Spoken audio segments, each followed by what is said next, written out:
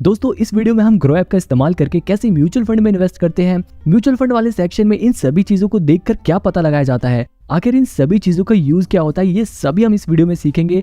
इस वीडियो को देखने के बाद आप ग्रो ऐप का इस्तेमाल करके म्यूचुअल फंड में कैसे इन्वेस्ट करते हैं इसके बारे में काफी कुछ सीख जाओगे। इससे पहले मैंने एक और वीडियो बनाई थी जिसमें मैंने ग्रो ऐप को चलाना सिखाया था और वो वीडियो आप लोगों को बहुत पसंद आई, जिसमें बहुत ही अच्छे कमेंट्स आए आप लोगों के, जिसे देखकर मैं बहुत ही मोटिवेट हुआ और इसीलिए अब मैं आपके लिए ग्रो ऐप में म्यूचुअल फंड वाले सेक्शन को कैसे चलाते हैं ये सब बताऊंगा। तो सबसे पहले हम अपने ग्रो ऐप को खोल लेते हैं। अब यहाँ पर सबसे नीचे आप देख सकते हो स्टॉक्स और म्यूचुअल फंड लिखा है। स्टॉक्स वाला ये वाला पोर्शन तो मैं आपको पहले ही समझा चुका हूँ। अब हम बात करेंगे म्यूचुअल फंड वाले सेक्शन की। तो यहाँ पर मैं म्यूचुअल फंड पे क्लिक करता हूँ। अब यहाँ पर पूरा म्यूचुअल फंड का सेक्शन खुल गया है। सबसे ऊपर यहाँ पर देखो ये लिखा है पॉपुलर फंड्स। यहाँ पर हमें वो म्यूचुअल फंड दिखाता है जो लोगों में सबसे ज्यादा पॉपुलर है। जैसे कि यहाँ पर दिखा रहा है Nippon India small cap fund जिसने 51.8% पिछले 3 सालों में रिटर्न दिया है। ऐसे एक और दिखा रहा है आईसीआईसीआई प्रूडेंशियल कमोडिटीज फंड जिसका 53% पिछले 3 सालों में रिटर्न था। ऐसी पराग पारिक फ्लेक्सी कैप फंड जिसका 31% पिछले 3 सालों में रिटर्न था। ऐसी हमें ये और भी कुछ पॉपुलर फंड्स दिखा रहा है। अब इसके नीचे आप यहाँ पे देख सकते हो equity small cap, equity sectoral thematic या फिर इक्विटी फ्लेक्सी कैप। इन सब के बारे में हम अभी आगे वीडियो में जानेंगे। अब देखो यहाँ पर कोने में लिखा है ऑल म्यूचुअल फंड्स। अगर आप इस पे क्लिक करते हो ना तो आपके पास सभी म्यूचुअल फंड की लिस्ट खुल जाएगी। जैसे यहाँ पर आप स्क्रॉल करके देख सकते हो बहुत सारे हमें म्यूचुअल फंड्स दिखा रहा है। आप यहाँ से भी म्यूचुअल फंड को चुन सकते हो और इन सभी म्यूचुअल फंड का पिछले 3 साल का रिटर्न भी हमें साथ ही साथ दिखा रहा है। आप इस 3 साल को बदलकर 5 साल भी कर सकते हो। यहाँ पर हमें फिर 5 सालों का रिटर्न दिखा देगा। आप इसे 1 साल में भी कर सकते हो इस पे क्लिक करके। मतलब आप पिछले 1 साल का, 3 साल का और 5 साल का रिटर्न देख सकते हो यहाँ से। अब हम यहाँ पर फिर से बैक करते हैं। अब इसके नीचे देखो यहाँ पर आता है कलेक्शंस। यहाँ पर लिखा है high return, SIP with 500, tax saving, large cap, mid cap, small cap. आखिर इन सभी चीजों का मतलब क्या है? तो सबसे पहले हम नीचे वाले सेक्शन पे आते हैं और लार्ज कैप, मिड कैप और स्मॉल कैप को समझते हैं। अब देखो इन सभी चीजों को समझाने से पहले मैं आपको जल्दी से बता दूं कि म्यूचुअल फंड क्या होता है।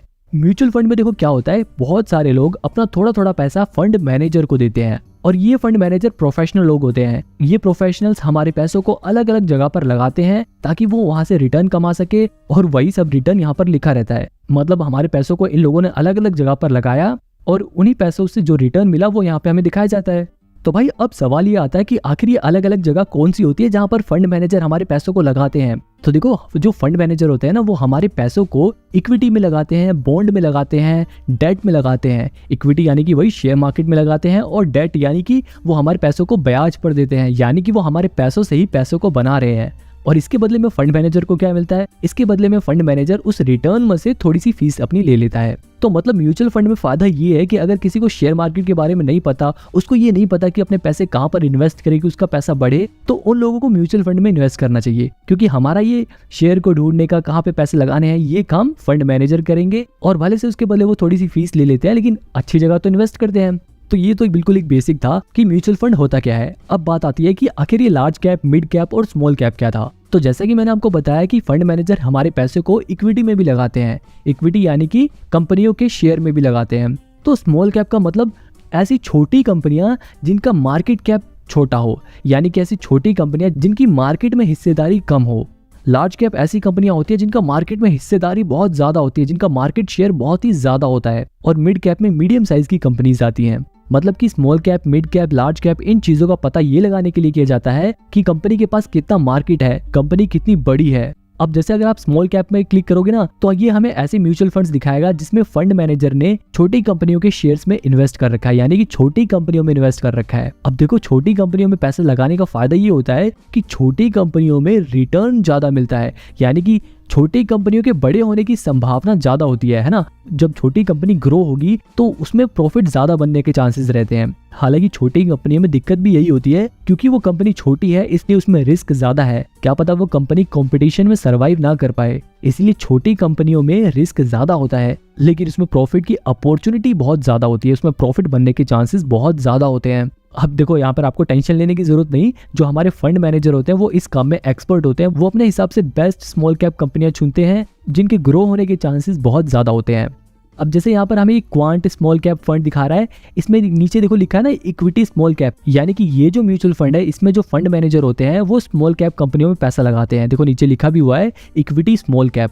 ऐसे Nippon India, ICIC prudential small cap fund, ऐसे बहुत सारे स्मॉल कैप फंड हमें दिखा रहे हैं। यानी कि जितने भी फंड्स हमें दिखा रहे हैं ये सभी छोटी कंपनियों में लगे हैं जहां पर रिस्क तो है लेकिन प्रॉफिट की अपॉर्चुनिटी बहुत ज्यादा है। आप देखो ये जितनी भी स्मॉल कैप वाली म्यूचुअल फंड्स हैं उन सभी के रिटर्न 40% से ऊपर है। क्वांट स्मॉल कैप फंड ने तो 65% रिटर्न दिया है।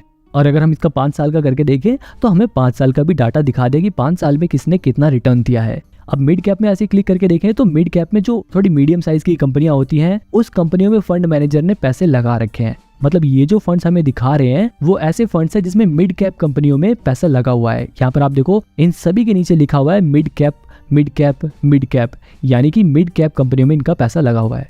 ऐसी लार्ज कैप में जितने फंड्स दिखा रहा है उन सभी में भी फंड मैनेजर ने बड़ी बड़ी कंपनियों में पैसा लगा रखा है। तो देखो बिल्कुल क्लियर बात यह है कि अगर आपको बड़ी कंपनियों में पैसा लगाना है तो आप लार्ज कैप वाले पे क्लिक करके लगाओगे, और अगर आपको छोटी कंपनियों पे लगाना है तो स्मॉल कैप पे लगाओगे। मतलब अगर आप रिस्क ले सकते हो और आपको हाई रिटर्न चाहिए तो आप स्मॉल कैप में लगा सकते हो, लेकिन आपको ज्यादा रिस्क नहीं लेना, भले से पैसा थोड़ा कम रेट से बढ़े लेकिन उसमें रिस्क बिल्कुल ना हो, तो आप लार्ज कैप में लगाओगे। और अगर आपको बिल्कुल मॉडरेट चाहिए कि हाँ थोड़ा बहुत रिस्क भी चलेगा और रिटर्न भी थोड़ा ठीक ठाक चाहिए तो आप मिड कैप में लगा सकते हो। इसके अलावा इसके ऊपर लिखा है हाई रिटर्न। अब अगर आप हाई रिटर्न वाले पे क्लिक करोगे ना तो यहाँ पर जितने म्यूचुअल फंड्स हैं जिन्होंने सबसे ज्यादा रिटर्न दिया है वो हमें दिखाएगा। सबसे ऊपर देखो क्वांट स्मॉल कैप फंड जिसने 65.98% रिटर्न दिया है पिछले 3 सालों में। ऐसे इसके नीचे लिखा है आईसीआईसीआई प्रूडेंशियल कमोडिटीज फंड जिसने 53.27% रिटर्न दिया है। अब देखो यहाँ पर लिखा है स्मॉल कैप, यानी कि इस फंड का पैसा छोटी कंपनियों में लगा है। उसके नीचे लिखा है इक्विटी थीमेटिक। इक्विटी थीमेटिक का मतलब इसमें ना थीम के अकॉर्डिंग पैसा लगा हुआ है, यानी कि ऐसी कंपनियों में पैसा लगा हुआ है जिनकी थीम एक जैसी है, जो एक जैसी थीम पे काम करती हैं। इसके अलावा इन सभी के भी नीचे इक्विटी स्मॉल कैप ही लिखा है, यानी कि वही छोटी कंपनियों में इनका पैसा लगा हुआ है। इसके अलावा देखो यहाँ पे लिखा है इक्विटी सेक्टोरियल। इक्विटी सेक्टोरियल का मतलब ये है कि इस फंड का पैसा एक ही सेक्टर की कंपनियों में लगा हुआ है। मतलब कि एक ही सेक्टर कैसे, जैसे बहुत सारे सेक्टर होते हैं ना, finance sector, automobile sector, FMCG sector, तो ऐसे ही किसी पर्टिकुलर सेक्टर के ऊपर इनका पैसा लगा हुआ है। ऐसे देखो यहाँ पर लार्ज कैप का भी लिखा है लार्ज कैप, यानी कि इस फंड का पैसा बड़ी कंपनियों में लगा हुआ है। तो शायद अब आपको ये समझ आ गया होगा कि इनके नीचे जो चीजें लिखी हुई है इनका मतलब क्या है। तो हाई रिटर्न वाले में क्या था, वो सभी म्यूचुअल फंड जिन्होंने पिछले कुछ सालों में अच्छा खासा रिटर्न दिया है, पिछले कुछ सालों में सबसे ज्यादा रिटर्न दिया है, वो हमें यहाँ पे दिखाता है।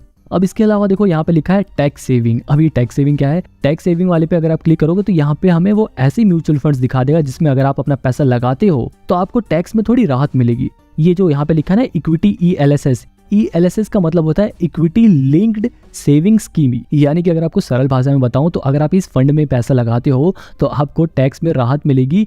अब इसके बारे में अगर आपको और डिटेल में जाना तो आप मेरे को कमेंट में बता देना। फिलहाल अभी इतना ध्यान रखो कि यहाँ पर हमें वो म्यूचुअल फंड्स दिखाते हैं जिनमें पैसा लगाने से आप जब टैक्स भरोगे तो आपको थोड़ी छूट मिल जाएगी। अब इसके अलावा यहाँ पर एक बचा है SIP विद 500। अगर आप इस पे क्लिक करोगे तो यहाँ पर हमें ऐसे म्यूचुअल फंड्स दिखा देगा जहाँ पर आप 500 रुपए से भी अपनी SIP स्टार्ट कर सकते हो। SIP मतलब सिस्टमेटिक इन्वेस्टमेंट प्लान, मतलब कि आप 500 रुपए से इन म्यूचुअल फंड में इन्वेस्टमेंट चालू कर सकते हो। अब वापस ऊपर जाते हैं और यहाँ पे जो लिखा था इक्विटी स्मॉल कैप या फिर इक्विटी सेक्टोरियल और थीमेटिक, अब शायद ये आपको समझ आ गया होगा। अब जैसे अगर मेरे को Nippon India small cap fund के बारे में थोड़ा और जानना है तो मैं क्या करूंगा, इस पे क्लिक करूंगा और इसके बारे में मेरे को सारी डिटेल्स दिखा देगा। अब जैसे यहाँ पर दिखा रहा है कि पिछले 3 सालों में 51.8% इसने रिटर्न दिया है। मतलब कि अगर आपने 100 रुपए लगाए होते तो वो आपके पैसे 151 रुपए हो जाते। ऐसे अगर हम इसको पिछले 5 सालों का अगर एवरेज देखा जाए तो लगभग 19% ही इसने रिटर्न दिया है। ऐसे अगर हम इसको पिछले 1 साल का रिटर्न करके देखें तो पिछले 1 साल में इसने 30% का रिटर्न दिया है। ऐसे ही आप यहाँ पर इसकी सारी परफॉर्मेंस को देख सकते हो। अब इसके नीचे हम थोड़ा और आते हैं, यहाँ पर देखो रेटिंग लिखा हुआ है, यानी कि इस फंड को 5 में से 4 की रेटिंग मिली हुई है। इसके नीचे लिखा हुआ फंड साइज, जिसमें हमें दिखा रहा है 26,293 करोड़ का इसका फंड साइज है। इसके अलावा हम मिनिमम 100 रुपए से भी अपनी SIP स्टार्ट कर सकते हैं, यानी कि हम हर महीने 100 रुपए इन्वेस्ट करके भी म्यूचुअल फंड में इन्वेस्ट करना स्टार्ट कर सकते हैं। और इसके ऊपर यहाँ पर NAV 110 रुपए जो लिखा हुआ है, ये हमें आज करंटली इसका प्राइस क्या है वो दिखा रहा है। यहाँ पे अगर आप करंटली करके देखो तो ये हमें आज यहाँ पे दिखा रहा है 24 तारीख को इसकी करंट वैल्यू 110 रुपए 20 पैसे है। अब इसके नीचे आता है सबसे इंटरेस्टिंग चीज, रिटर्न कैलकुलेटर, और ये फीचर मेरा सबसे फेवरेट है। यहाँ पर अगर आप इस पे क्लिक करोगे तो यहाँ पे देखो लिखा है मंथली SIP और वन टाइम वाले में देखो यहाँ पे लिखा है 20,000 रुपए। मतलब अगर आप एक बार में 20,000 रुपए इस म्यूचुअल फंड में लगा देते तो 1 साल में आपके वो 20,000 रुपए 25,860 रुपए हो जाते, यानी कि लगभग 29% वो पैसे आपके बढ़ गए होते। अगर आप 3 साल पहले इसमें 20,000 रुपए लगाते तो आपके वो पैसे लगभग 70,000 रुपए हो गए होते। इसी तरह अगर आप 5 साल का करके देखो, अगर आप 5 साल पहले 20,000 रुपये लगाते तो आपके वो 20,000 रुपये 48,150 रुपये आज के टाइम पे होते, है ना इंटरेस्टिंग। अब देखो इसके बगल में है मंथली SIP। अगर किसी के पास इकट्ठे पैसे नहीं है लगाने के लिए और वो हर महीने थोड़े थोड़े पैसे लगाना चाहता है तो वो मंथली SIP कर सकता है। और यहाँ पर हम मंथली SIP का रिटर्न कैलकुलेट करेंगे। मान लो आप 3 साल पहले हर महीने 10,000 रुपये इस म्यूचुअल फंड में SIP के जरिए इन्वेस्ट करते तो आपके वो पैसे कितने बढ़ जाते वो हमें यहाँ पे नीचे दिखा रहा है। आप टोटल 3,60,000 रुपये लगा देते अगर आप 10,000 रुपये 3 साल तक लगाते, और आपके वो 3 लाख रुपये 5,54,000 रुपये हो गए होते, यानी कि लगभग 54% आपके वो पैसे बढ़ गए होते। अब देखो ज़्यादातर लोग ऐसे भी हैं जो हर महीने 10,000 रुपये इन्वेस्ट नहीं कर सकते। अब मान लो अगर आप सिर्फ 1,000 रुपये करके देखो, या फिर चलो 500 ही करके देख लेते हैं, तो अगर आप 500 रुपये भी 3 साल तक बचा कर इस म्यूचुअल फंड में लगाते तो आप टोटल 18,000 रुपये सेव कर लेते। 18,000 रुपये लगा चुके होते और आपके वो 18,000 रुपये लगभग 28,000 रुपये हो गए होते, यानी कि 54% बढ़ गए होते। अब देखो आपको मंथली SIP करनी चाहिए या वन टाइम SIP करनी चाहिए, ये टोटली आप पर डिपेंड करता है। अब देखो इसके नीचे लिखा है होल्डिंग्स।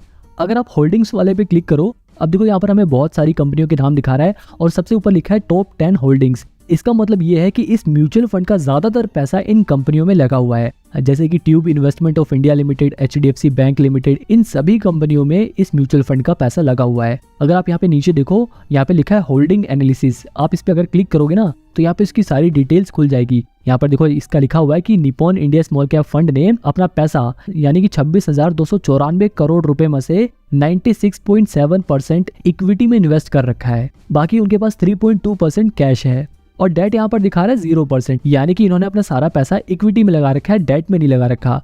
अब देखो इसके नीचे लिखा है इक्विटी सेक्टर एलोकेशन, यानी कि जो 96.7% वाला हिस्सा था, आखिर उसमें कहाँ पैसे लगा रखे हैं, किन किन सेक्टर में पैसे लगा रखे हैं, उसकी डिटेल्स हमें यहाँ पे नीचे दे रखी है। ये जो 96.7% मतलब कि लगभग 25,500 करोड़ रुपए इन्होंने किन किन सेक्टर्स में लगा रखे हैं, उसकी सारी डिटेल्स हमें यहाँ पर दे रखी है। अब जैसे इन्होंने देखो यहाँ पे लिखा है, ये जो ब्लू वाला पोर्शन है ये कैपिटल गुड्स में 17%, सबसे ज्यादा इन्होंने पैसा अपना कैपिटल गुड्स में इन्वेस्ट कर रखा है। इसके अलावा इन्होंने केमिकल्स में भी 10% इन्वेस्ट कर रखा है।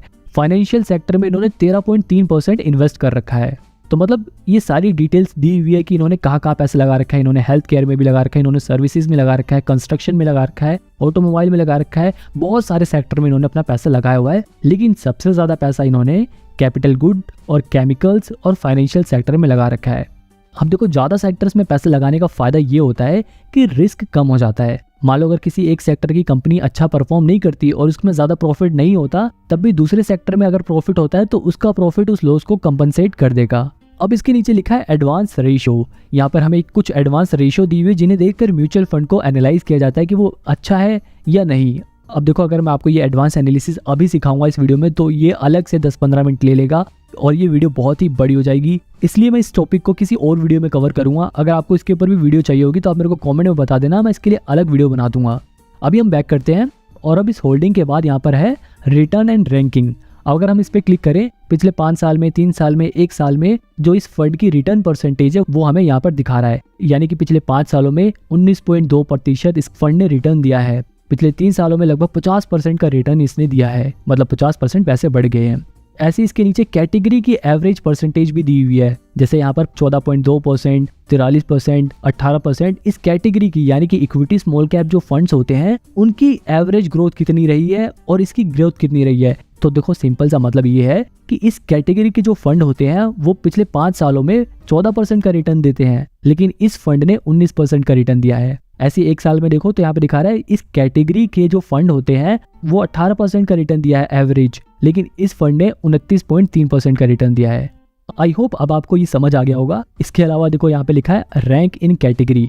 यहाँ पर इस फंड को इनकी कैटेगरी के हिसाब से रैंकिंग भी दी हुई है कि पिछले 1 साल में इसकी रैंकिंग 3 की रही है, लेकिन अगर पिछले 3 सालों का रिटर्न देखा जाए तो इस फंड को 2 की रैंकिंग मिली हुई है। अब रिटर्न एंड रैंकिंग आपको क्लियर हो गया होगा। इसके बाद आता है सिमिलर फंड्स। ये जो हमारा ये Nippon India small cap fund था, इसके जैसे जो और भी म्यूचुअल फंड्स हैं वो हमें यहाँ पर दिखा रहा है, जैसे कि क्वांट स्मॉल कैप फंड्स ने 66% रिटर्न दिया है और कोटक स्मॉल कैप फंड जिसने 48% रिटर्न दिया है। ऐसे ही हमें कुछ और भी फंड्स दिखा रहा है। अब सिमिलर फंड के बाद आता है expense ratio, exit load and tax. Expense ratio मतलब क्या होता है, जैसे कि मैंने आपको बताया था कि हमारे पैसे को फंड मैनेजर अलग अलग जगह पर इन्वेस्ट करता है। अब भैया फंड मैनेजर हमारे पैसे को लगाएगा तो खुद भी कुछ पैसे लेगा, वो अपने इस जो म्यूचुअल फंड का है उसका एडवर्टाइजमेंट करेगा, तो उसका एडवर्टाइजमेंट कॉस्ट आएगी, वो उसका भी खर्चा उसमें जोड़ेगा। तो टोटल इस फंड का जो खर्चा आया, यानी जो खर्चे आते हैं वो 0.82% है, यानी कि जो टोटल रिटर्न होता है उसमें से ये जो 0.82% है वो ये अपना एक्सपेंस काट लेते हैं। यानी कि अगर आप इस म्यूचुअल फंड में इन्वेस्ट करने के बाद 1 महीने के अंदर ही एग्जिट हो जाते हो, 1 महीने के अंदर ही अपने पैसे वापस निकाल लेते हो, तो आपके ऊपर 1% का एग्जिट लोड लगेगा, यानी कि 1% आपके चार्जेस कट जाएंगे। इसके अलावा नीचे लिखा है स्टैम्प ड्यूटी ऑन इन्वेस्टमेंट। अगर आप इस म्यूचुअल फंड में पैसे लगाओगे तो आपका जो टोटल अमाउंट रहेगा उसका 0.005% स्टैम्प ड्यूटी के नाम पर कटेगा। यहाँ पर देखो लिखा है return are taxed at 50% if you redeem before 1 year, यानी कि अगर आप 1 साल से पहले इस म्यूचुअल फंड से अपने पैसे निकाल लेते हो तो आपका जो भी रिटर्न रहेगा उस पर 15% टैक्स कटेगा। यहाँ पर देखो ध्यान देने वाली बात यह है कि आप जो पैसा लगाओगे उस पर जो रिटर्न मिलेगा, यानी कि जितना पैसा बढ़ेगा उस बढ़े हुए पैसे पर, यानी कि उस रिटर्न पर 15% टैक्स कटेगा। अब इसके नीचे देखो एक और बात लिखी है कि after 1 year you are required to pay LTCG, यानी कि long term capital gain tax आपको 10% पे करना पड़ेगा। यानी कि जो आपका रिटर्न है वो 1 साल में 1 लाख रुपए से ज्यादा होता है तो आपको उस पर 10% का टैक्स भरना पड़ेगा। अगर आपको थोड़ी कंफ्यूजन हो रही होगी ना तो आप इसे थोड़ा बैक करके दोबारा से सुनो, आपको समझ आ जाएगा। अगर आप इस पे क्लिक करोगे तो यहाँ पर उन फंड मैनेजर्स के नाम दिखा देगा जो आपके पैसे को अलग अलग जगह पर इन्वेस्ट कर रहे हैं। जैसे यहाँ पर दिखा रहा है समीर रच। अगर आप इनकी व्यू डिटेल पे क्लिक करोगे तो यहाँ पर दिखा रहा है कि जो समीर रच हैं, यानी कि जो फंड मैनेजर है यहाँ के, उनकी एजुकेशन क्वालिफिकेशन क्या है। जैसे कि यहाँ पर दिखा रहा है कि जो मिस्टर रच हैं उन्होंने BCom ऑनर्स कर रखी है VG वाजे कॉलेज मुंबई से, और इनको इस निपॉन इंडिया म्यूचुअल फंड में काम करने से पहले हिंदुजा फाइनेंस, MK रिसर्च जैसी कंपनियों में काम करने का एक्सपीरियंस है। ऐसे ही ये 3 फंड मैनेजर्स के नाम दिखा रहा है जिनकी एजुकेशन क्वालिफिकेशन और उनका एक्सपीरियंस को आप यहाँ से देख सकते हो। अब देखो इसके नीचे लिखा है fund house and investment objective. Fund house मतलब ऑर्गेनाइजेशन, ये हमारे देश के 6ठे नंबर पर आने वाली म्यूचुअल फंड ऑर्गेनाइजेशन है जिसके पास टोटल 2,77,915 करोड़ की असेट है। मतलब इन्होंने टोटल इतना सारा पैसा फंड्स में इन्वेस्ट कर रखा है। और ये जो ऑर्गेनाइजेशन है निपॉन इंडिया म्यूचुअल फंड, ये कब बनी थी, यहाँ पे वो डेट भी लिखी हुई है कि 30 जून 1995 को ये इनकॉर्पोरेट हुई थी। अब देखो ये निपॉन इंडिया म्यूचुअल फंड तो एक ऑर्गेनाइजेशन है, और ये जो Nippon India small cap fund direct growth है ये एक स्कीम है, ये एक फंड है।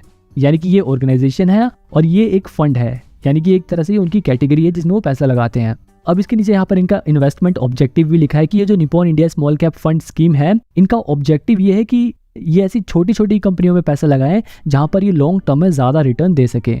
अब इसके बाद आता है other plans in the same fund. अगर आप इस पे क्लिक करोगे तो यहाँ पर दिखा रहा है कि ये जो Nippon India mutual fund organisation है ये और कौन कौन से फंड चलाती है। तो यहाँ पर देखो Nippon India small cap fund, direct bonus, IDCW, ये इनके और भी कुछ फंड्स हैं जिनमें हम पैसा लगा सकते हैं। तो यहाँ पर ये सारी चीजें हमने कवर कर ली। ये बहुत सारी चीजें थी जिन्हें कवर करने में काफी टाइम भी लग गया। इसके अलावा देखो यहाँ पर ये ऊपर छोटा सा लिखा हुआ है ना, वेरी हाई रिस्क। मतलब जैसा कि मैंने आपको बताया था कि छोटी कंपनियों में अगर पैसा लगाए तो वहाँ पर रिस्क भी ज़्यादा होगा। तो यहाँ पर उन्होंने वो पहले ही लिखा हुआ है कि अगर आप इस फंड में अपना पैसा लगाते हो तो यहाँ पर रिस्क ज़्यादा रहेगा। अब वापस बैक करते हैं। अब ये सब तो हमने कवर ही कर लिया है। अब इसके नीचे लिखा है क्विक एक्सेस। अगर आप किसी और ऐप में म्यूचुअल फंड में इन्वेस्ट करते हो तो आप उस म्यूचुअल फंड को यहाँ पर भी मैनेज कर सकते हो इस इम्पोर्ट फंड वाले पे क्लिक करके। तो यहाँ पर आप अपना नंबर डालोगे तो आपने अपने नंबर से जो भी म्यूचुअल फंड होल्ड कर रखे होगे, यानी कि अपने दूसरे प्लेटफॉर्म पे जितने भी म्यूचुअल फंड खरीदे होगे वो यहाँ पर आपको दिखा देगा, आप उसे यहाँ पर इंपोर्ट कर सकते हो। अब इसके बगल में है NFO लाइव। यहाँ पे क्या होता है, जब कोई पहली बार नया म्यूचुअल फंड आता है और उसमें लोग पहली बार अपने पैसे लगाते हैं तो वो इस NFO लाइव वाले सेक्शन में दिखाता है। अगर आप इस पे क्लिक करोगे तो यहाँ पर जितने नए म्यूचुअल फंड अभी आए हैं वो सभी हमें यहाँ पर दिखा रहा है। उनकी लॉन्च डेट यहाँ पे हमें दिखा रहा है और उनकी क्लोजिंग डेट कब है ये भी हमें बता रहा है। अगर आप इन पे क्लिक करके देखोगे तो इसके बारे में सारी डिटेल्स आपको दिखा देगा कि इस फंड हाउस का ऑब्जेक्टिव क्या है, इसमें मिनिमम इन्वेस्टमेंट कितनी चाहिए, इसके अंदर एग्जिट लोड और टैक्स इम्प्लीकेशंस क्या होंगी, वो सभी डिटेल यहाँ पर आपको दिखा देगा। अगर आप यहाँ पर एक बार में पैसे लगाकर इन्वेस्ट करना चाहते हैं तो वन टाइम पे क्लिक करना होगा, और अगर आप मंथली पैसे इसमें इन्वेस्ट करना चाहते हैं तो आपको स्टार्ट SIP पे क्लिक करना पड़ेगा। तो अभी हम बैक कर देते हैं। इसके अलावा इसके बगल में कंपेयर का ऑप्शन दिया हुआ है। ये काफी यूजफुल ऑप्शन है क्योंकि आप इसकी मदद से 2 म्यूचुअल फंड को आपस में कंपेयर कर सकते हो। अब जैसे यहाँ पे नीचे आपको दिखा रहा है ना ICICI प्रूडेंशियल कमोडिटीज फंड और Nippon India small cap fund दिखा रहा है ना, अगर हमें इन दोनों को मान लो कंपेयर करना है तो हम इस पे क्लिक करेंगे कंपेयर वाले ऑप्शन पे, और यहाँ पर हमें एड अ फंड वाले पे क्लिक करना होगा और यहाँ पर हमें उस फंड का नाम डालना पड़ेगा। जैसे मैं यहाँ पे डाल देता हूँ ICICI प्रूडेंशियल कमोडिटीज फंड, ये दिखा रहा है सबसे ऊपर। मैंने इस पे क्लिक कर दिया। अब इसके बगल में मेरे को दूसरा म्यूचुअल फंड ऐड करना पड़ेगा, जैसे मैं यहाँ पे डाल देता हूँ Nippon India small cap fund, ये सबसे ऊपर दिखा रहा है। मैंने इस पे क्लिक कर दिया। अब ये इन दोनों म्यूचुअल फंड का डिटेल कंपैरिजन करेगा, जिसमें उनके रिटर्न्स को, उनके रिस्क को, उनकी रेटिंग्स को, सबको एनालाइज करेगा। अब अगर आप नीचे स्क्रॉल करोगे तो यहाँ पे फंड डिटेल्स दिखा रहा है। अगर आप इस पे क्लिक करोगे तो पिछले 1 साल के डाटा के ऊपर ये इसने कंपैरिजन किया है। यहाँ पे देखो ये रिस्क बता रहा है कि ICICI प्रूडेंशियल में हाई रिस्क है, लेकिन Nippon India small cap fund में ज्यादा रिस्क है, क्योंकि वो स्मॉल कैप फंड है। हालांकि रेटिंग यहाँ पे सिर्फ निपॉन इंडिया की दिखा रहा है, ICICI की नहीं दिखा रहा। इसके अलावा आप दोनों ही म्यूचुअल फंड में मिनिमम 100 रुपए से अपनी SIP स्टार्ट कर सकते हो। एक्सपेंस रेशियो की बात करें तो ICICI प्रूडेंशियल फंड में एक्सपेंस रेशियो ज्यादा है, जबकि Nippon India small cap fund में कम है। इसके अलावा दोनों की करंट वैल्यू भी हमें यहाँ पे दिखा रहा है। ये फंड कब से स्टार्ट हुआ था ये भी हमें यहाँ पे बता रहा है, और दोनों के एग्जिट लोड पे कितने चार्जेस लगेंगे वो भी हमें बता रहा है। जैसे ICICI प्रूडेंशियल में 1% लगेगा अगर आप 3 महीने के अंदर अंदर इसे रिडीम करते हो। इसके अलावा निपॉन इंडिया में भी आपको 1% चार्ज देना पड़ेगा, लेकिन इनका जो टाइम पीरियड है वो 1 महीने का दे रखा है इन्होंने। इसके अलावा अगर दोनों के 1 साल के रिटर्न को कैलकुलेट किया जाए तो Nippon India small cap fund ने ज्यादा रिटर्न दिया है, और अगर 3 साल के रिटर्न को कैलकुलेट किया जाए तो ऑलमोस्ट दोनों ने ही बराबर रिटर्न दिए हैं। हालांकि 5 साल में ICICI प्रूडेंशियल का डाटा नहीं है, बस निपॉन इंडिया का दिखा रहा है यहाँ पे 20%। यहाँ पे देखो सबसे नीचे लिखा है सिंस इंसेप्शन, यानी कि जब से ये म्यूचुअल फंड आए हैं तब से इन्होंने अब तक टोटल कितना रिटर्न दिया है। यहाँ पे ये दिखा रहा है कि ICICI प्रूडेंशियल ने अब तक 34% रिटर्न दिया है, जबकि निपॉन इंडिया ने 25% रिटर्न दिया है। अगर दोनों की प्रोज एंड कॉन्स के बारे में बात करें तो यहाँ पर इन दोनों ही म्यूचुअल फंड के फायदे और नुकसान दोनों ही बताए गए हैं। अब आप इन्हें पढ़ सकते हो। इसके अलावा टॉप होल्डिंग में इन दोनों ही म्यूचुअल फंड ने अपना ज्यादातर पैसा कहां पर लगा रखा है वो हमें यहाँ पे बता रखा है। अब इसके अलावा नीचे एक आ रहा है फंड मैनेजर वाला ऑप्शन। इसके अंदर हमें इन दोनों ही म्यूचुअल फंड में जो फंड मैनेजर्स है, जो इन्वेस्टर्स के पैसे को इन्वेस्ट कर रहे हैं, उनके नाम यहाँ पर दिए हुए हैं। जैसे ICICI प्रूडेंशियल में ललित कुमार ने लगाया है, जबकि निपॉन इंडिया में मिस्टर समीर रच ने लगाए हुए हैं। उनकी एजुकेशन क्वालिफिकेशन क्या है, उनका एक्सपीरियंस, सब कुछ यहाँ पर दिया हुआ है। अब इसके बाद नीचे आता है अबाउट फंड। यहाँ पे फंड के बारे में बेसिक डिटेल्स आपको मिल जाएंगी। अब अबाउट फंड के नीचे आता है पॉपुलर कंपैरिजन। जैसे हमने ICICI प्रूडेंशियल कमोडिटीज फंड और निपॉन इंडिया का भी कंपैरिजन किया है, ऐसे ही मोती ओसवाल मल्टी कैप और SBI फ्लेक्सी कैप का भी लोग कंपैरिजन करते हैं। अगर आप इनका भी कंपैरिजन देखना चाहते हो तो बस आपको इस पे क्लिक करना होगा, और ये यहाँ पर अपने आप ही इन म्यूचुअल फंड का भी कंपैरिजन खुल जाएगा, जिनका कंपैरिजन आप देख सकते हो।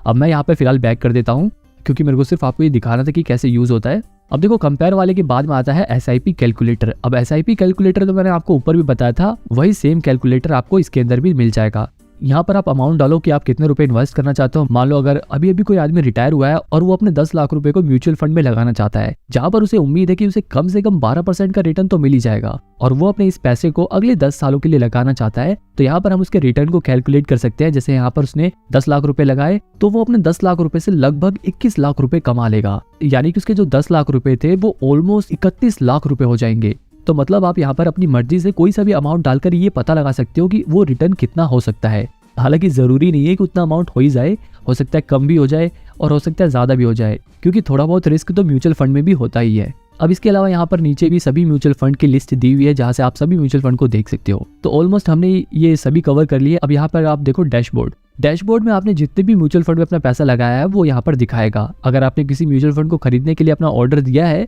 तो वो यहाँ ऑर्डर्स में दिखाएगा। अब देखो मेन बात यह आती है कि आपको म्यूचुअल फंड में इन्वेस्ट करना चाहिए या नहीं करना चाहिए। तो देखो यहाँ पर सबसे इंपॉर्टेंट बात यह है कि अगर आपको शेयर मार्केट के बारे में कुछ भी नहीं पता और आपको ये समझ नहीं आता कि मैं किस शेयर में इन्वेस्ट करूं, मैं किस कंपनी में अपने पैसे लगाऊं कि मेरे पैसे बढ़ जाएं, तो देखो ऐसे लोग अपने पैसा म्यूचुअल फंड में लगा सकते हैं, क्योंकि म्यूचुअल फंड में हमारे पैसे फंड मैनेजर लगा रहे हैं जो एक्सपर्ट है इस काम में। अब देखो म्यूचुअल फंड खरीदते कैसे हैं वो मैं किसी और वीडियो में बताऊंगा। ये वीडियो बहुत ज्यादा बड़ी हो गई है। इस वीडियो का मेरा मेन ऑब्जेक्टिव यही था कि मैं आपको ग्रो ऐप में म्यूचुअल फंड वाले सेक्शन के बारे में सिखा सकूं। अगर आपको ये वीडियो थोड़ी सी भी हेल्पफुल लगी हो तो आप इस चैनल को सब्सक्राइब कर लो। मैं जल्दी ही म्यूचुअल फंड्स के ऊपर बिगिनर्स के लिए एक नई सीरीज लेके आऊंगा जो आपके लिए काफी हेल्पफुल हो सकती है।